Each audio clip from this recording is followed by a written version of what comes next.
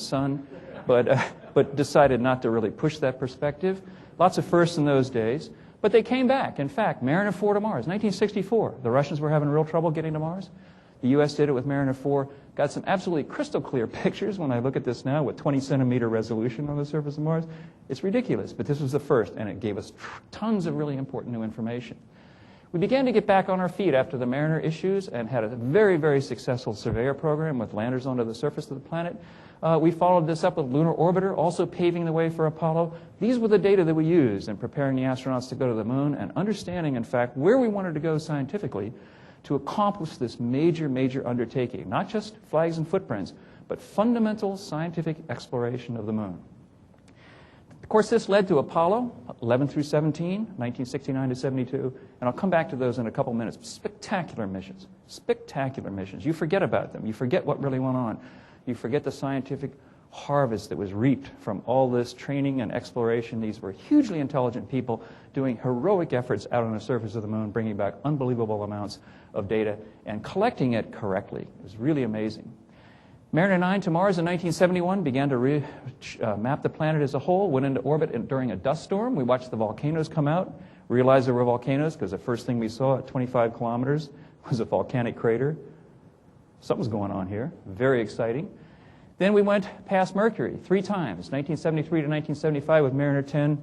We were really getting to the mode of exploring the solar system in an effective manner. Incredible, okay? Viking to Mars. Langley should be incredibly proud of their role that they played in this mission. This is my mentors. Tim Much was the head of the imaging systems for Viking 1 and 2, and I accompanied him here several times and also worked with him on the missions. It was amazing, and Langley did a superb job on Viking, just superb. It almost has not been duplicated in terms of quality and success since that time. We went on to Voyager, 1977 to present. I mean, they're still out there, okay?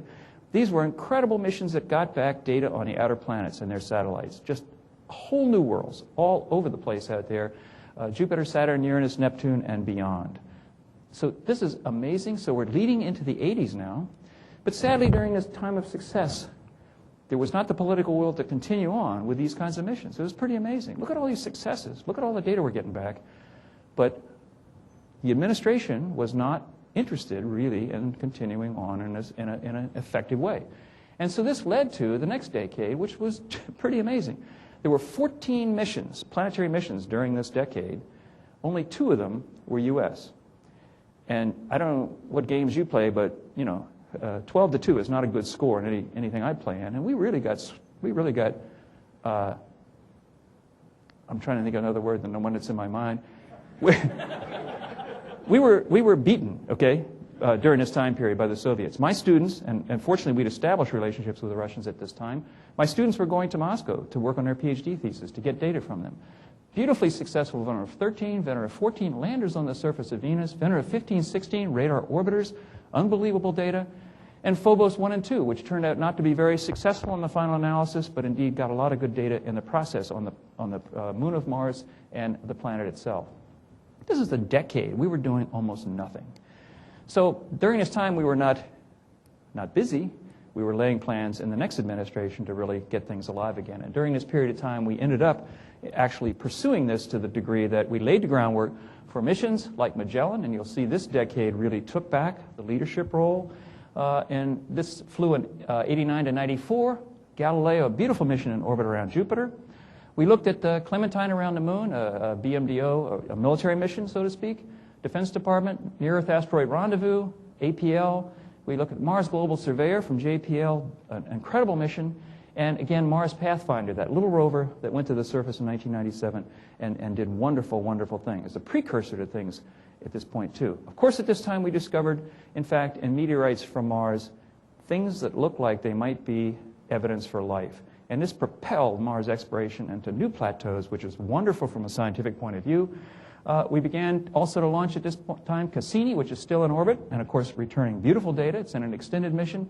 Stardust to comets. We looked at genesis of material from deep space. In fact, the MER rovers, 2004 to present, they're still operating. It's amazing, getting back very, very interesting data. Moving on to new terrain every day. And Messenger 2004, launched in 2004, and just last Monday, we flew within 200 kilometers of the surface of Mercury and returned beautiful data. Deep Impact in 2005, we're now able to fire copper bowling balls into comets. I mean, what can I tell you? It's not just for fun, folks. It really gives us data on what the composition of the comet is. And of course, we have Dawn, which is recently launched on the way to Ceres, two major asteroids in the asteroid belt that discover things about the interior of comets, of asteroids, and the building blocks of the solar system. Well, here's a rack-up, if you will, and I want you to think about two things that are going on here. The first is we've had dozens and dozens of really important missions to the planets, and our perspective on the Earth now has changed immeasurably from what it has been at the time I was educated or the time I began in my career in Apollo. So we have here blue, that's us.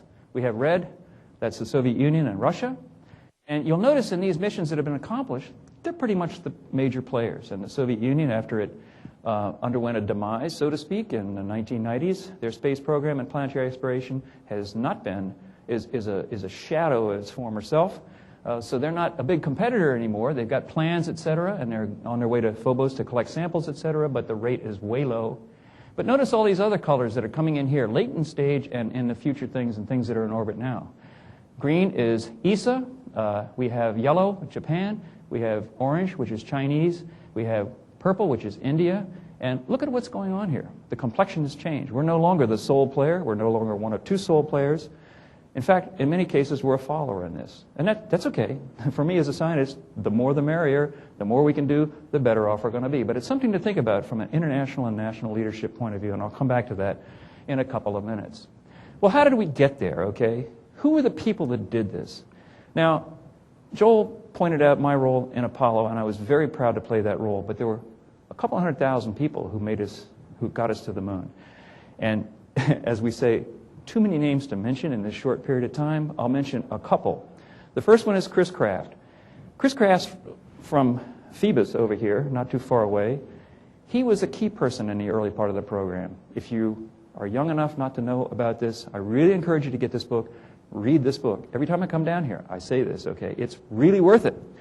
Because, in fact, what he's done here is he's written the history of the early stages of the evolution of NASA. And it's just fascinating. I was in Apollo. I started after Apollo had gotten started. Until I read Chris's book, I had no idea what we didn't know before then. I came in and, well, that's the way it is. Like any kid, you know, you come in, yeah, that's the way it is. And then you press on from there. This is amazing. You know, you start out, oh, yeah, we're going to the moon. You know, I think we're going to need a global communication system. Can somebody check on it? Oh, we don't have one. Huh. Well, we got about 6 months to make one. You know, what the hell? You know, I mean, there's just dozens of things like that. You have no clue what's going on, but, well, we'll just have to make one. We'll have to figure that out. We'll do it. And they did it. Chris Kraft is a hero. And if you don't like all that technical scientific stuff, read the book for what he says about John Glenn. Woo! It's really great, okay? Our senator from space is, you know, according to Chris, not the icon in his early days that we thought, okay? That is to say, just from a working with him point of view. So it's about personalities, too. It's about having goals. It's about having objectives and making things happen. And Chris was amazing that way.